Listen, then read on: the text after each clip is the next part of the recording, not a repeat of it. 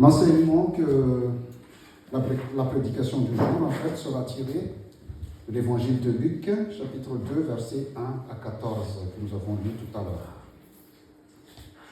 Luc, chapitre 2, versets 10 et 11 dit « Soyez sans crainte, car voici, je viens vous annoncer une bonne nouvelle, qui sera une grande joie pour tout le peuple. Il vous est né aujourd'hui, dans la ville de David, un sauveur, qui est le Christ Seigneur. » Ce sont les mots de l'ange qui apparut aux bergers qui passaient la nuit dans les champs pour leur annoncer la naissance de Jésus. En quoi cette annonce est une bonne nouvelle qui sera une grande joie pour tout le peuple? En quoi est-ce une bonne nouvelle? Certes, l'annonce de la naissance d'un enfant est une bonne nouvelle, mais uniquement pour les parents, la famille proche et quelques amis peut-être, mais pas pour le monde entier. Et pour les bergers qui ne connaissent pas Joseph ni Marie, et encore moins l'enfant Jésus qui vient de naître à Bethléem, en quoi serait-ce une bonne nouvelle? En fait, si on regarde bien derrière le verset 11, qui dit « Il vous est né aujourd'hui dans la ville de David un sauveur qui est le Christ Seigneur », il y a 4 mots qu'on peut associer à 4 titres messianiques qui annoncent que Jésus est vraiment le Messie attendu. Tout d'abord, selon la prédiction du prophète Michée, Michée 5, verset 1, notre prédication de dimanche dernier, le Messie devait venir au monde à Bethléem. Et il doit être de la lignée de David. Et c'est effectivement ce qui s'est passé. Car Jésus est venu au monde dans cette ville qu'on appelle aussi la ville de David.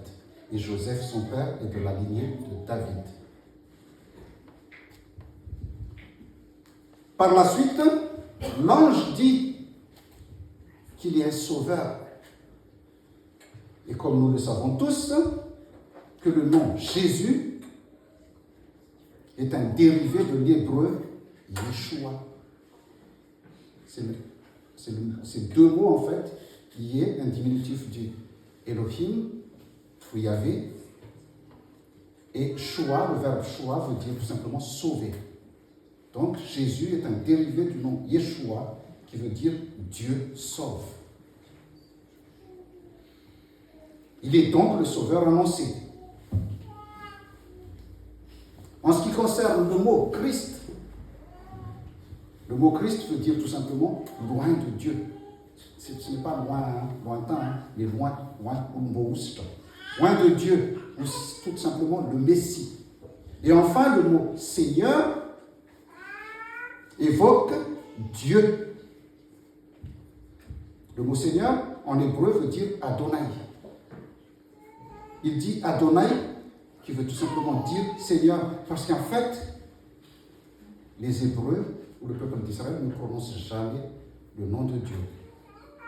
Au lieu de prononcer Dieu, ils prononcent Adonai, qui veut dire Seigneur. Jésus est aussi donc un Seigneur, car il est l'Emmanuel, le Dieu avec nous. Deuxième remarque, l'ange est venu annoncer la bonne nouvelle dans la nuit. Et lors de son apparition au berger, la gloire du Seigneur resplendit autour d'eux. Le mot grec utilisé pour traduire la gloire est le mot doxa, qui a donné le mot français doxologie, si vous voulez aussi, qui veut dire la magnificence, l'éclat, la splendeur. On peut traduire aussi par grande lumière. Et cela veut dire que Jésus est aussi venu pour illuminer la vie de beaucoup de gens, y compris la nôtre. Il est venu changer et améliorer beaucoup de choses dans notre vie. Il est venu apporter la lumière dans notre nuit sombre. Il est la lumière du monde. Il est la lumière de la conscience et de la raison. Une lumière spirituelle grâce à laquelle nous pouvons voir la bonté de Dieu et qui nous permet de le comprendre. Cette lumière, en fait, ce n'est pas une source de lumière pour que les autres puissent nous repérer, mais plutôt un phare, une lumière qui illumine notre route. Une lumière qui nous montre le bon chemin, qui nous apporte le réconfort, l'espoir, la confiance en l'existence. Pourquoi nous avons besoin de la lumière? Parce que l'entrée du péché dans le monde plongea l'esprit des hommes dans les ténèbres. L'obscurité, en fait, représente les forces de notre monde qui s'opposent à l'action de Jésus. Dans notre vie à nous tous, chacun, dans notre vie, chacun de nous connaît ou a déjà connu une période de notre existence qu'on appelle nuit. Cette période qu'on appelle nuit, en fait, c'est une période où tout semble aller de travers dans notre vie. Où nous sommes assaillis de tous côtés par le malheur. Où les difficultés et le stress nous submergent. Et où nous avons envie de tout abandonner. Ce sont des moments que nous connaissons tous. Des moments où nous avons vraiment besoin de Jésus à nos côtés. Et c'est en recevant Jésus, en recevant Jésus-Christ, nous recevons en même temps sa lumière. En recevant sa parole, nous recevons aussi sa lumière qui donnera sens à notre vie.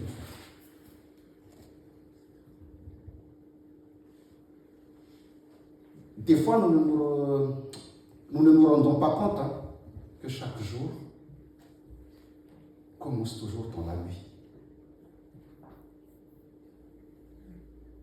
Le nouveau jour ne commence pas au lever du soleil comme on le croit des fois. Il commence à minuit.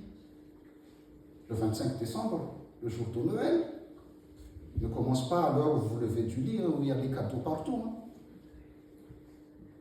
Il a commencé à minuit. Il commence à minuit. Tout le monde, qu'il le veuille ou non, passe par la nuit. Mais c'est la manière dont nous traversons cette nuit qui fait la différence. Certains, dans la nuit, sont tétanisés par la peur et s'arrêtent. Certains en veulent à la terre entière et essaient de trouver un coupable. Pourquoi ils traversent cette nuit-là? Et certains s'accrochent à la lueur d'espoir qui se présente à eux et continuent leur chemin malgré tout. Frères et sœurs, tous les humains sont éclairés par la même lumière, Jésus-Christ. Mais seuls ceux qui la reçoivent peuvent en profiter tellement, pleinement. Dieu s'offre à tous, Jésus s'offre à tous, comme la lumière est pour tous. Mais chacun doit accueillir cette offre pour en profiter.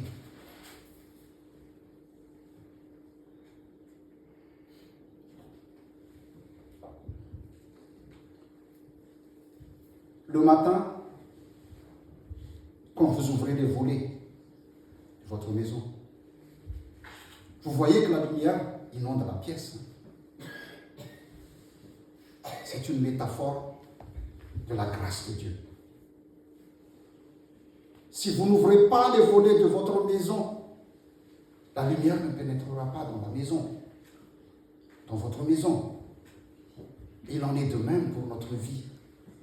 Si vous n'ouvrez pas la porte et les fenêtres de votre cœur, Jésus ne pourra pas y entrer pour l'illuminer.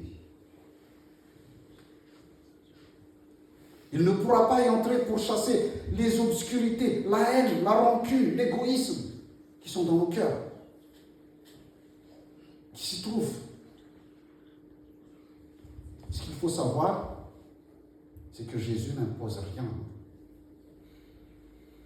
Jésus ne force personne à le croire, à le suivre.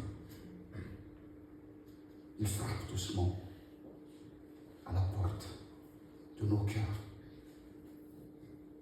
C'est à nous, c'est à chacun de nous qu'il appartient de choisir si nous allons lui ouvrir ou non. C'est à chacun de nous. Et c'est ça qui fait la différence. Savez-vous, c'est quoi savez-vous ce qui différencie une personne qui a la foi d'une autre qui n'a pas la foi dans la vie? Vous le savez ou pas? Non? Celle qui n'a pas la foi va dire qu'un jour est entouré de 2 nuits.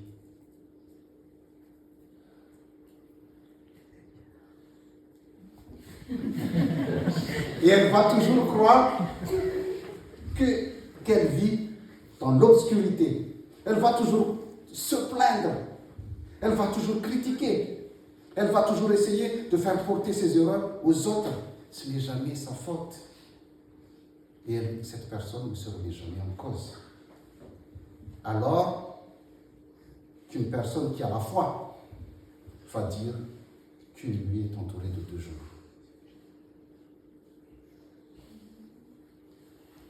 Elle va voir sa vie autrement. Elle va en profiter pleinement. Elle va être joyeuse. Déjà, quand j'ai préparé cette prédication, j'ai réfléchi à un truc. Déjà, cette mentalité de ne jamais être content se voit tous les ans après Noël. Pas le jour de Noël, mais souvent le lendemain de Noël. La preuve, vous avez regardé à la télé et vous avez pensé à cela. La preuve, beaucoup de personnes revendent leurs cadeaux le lendemain de Noël.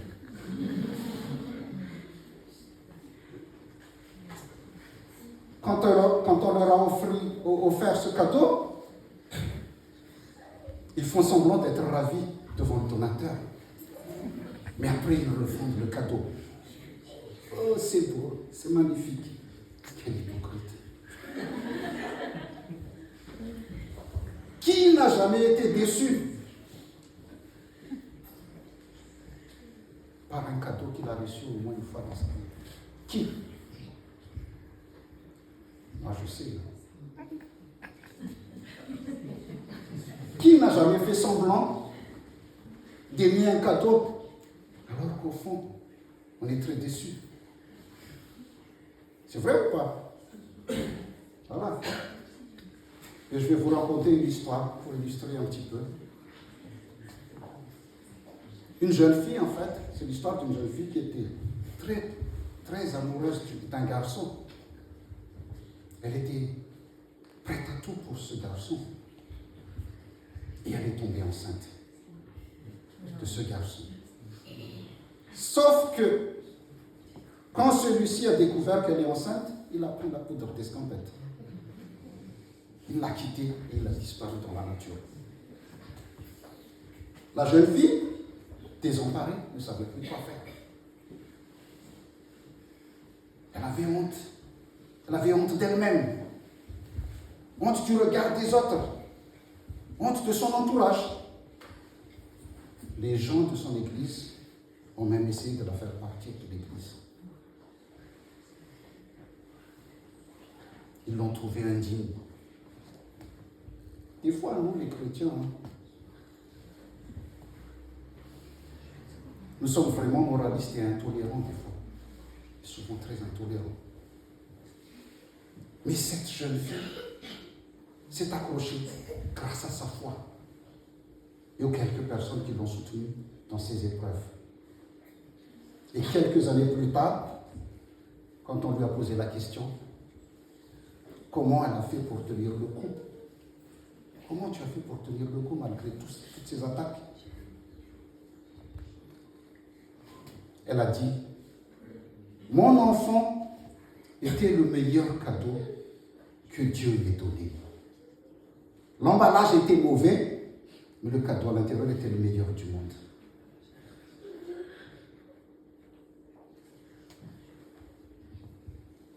C'est un beau cadeau. Il a juste été mal emballé. Ne jugez jamais les cadeaux par rapport à l'emballage. On m'a déjà fait le coup. Et le cadeau à l'intérieur était magnifique.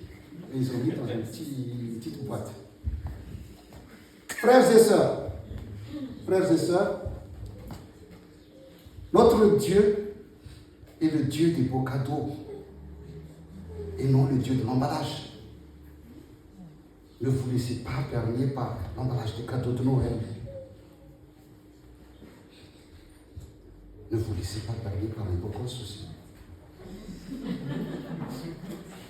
faut voir l'intérieur du cadeau. Noël, en fait, c'est quoi Noël? C'est un jour de choix existentiel. Noël est un jour de choix existentiel. Celui de choisir si nous continuons de vivre dans les ténèbres ou de suivre Jésus et de marcher dans ses pas. Jésus est celui qui donnera un sens à notre histoire. La lumière qui nous guidera et qui nous permettra d'avancer et de regarder l'avenir avec sérénité. Frères et sœurs, en ce jour de Noël, le meilleur cadeau pour nous aujourd'hui est celui que Dieu nous a offert, la vie éternelle en Jésus-Christ. Que la grâce de notre Seigneur Jésus-Christ, l'amour de Dieu, le Père, de la communion du Saint-Esprit soit avec vous tous. Amen.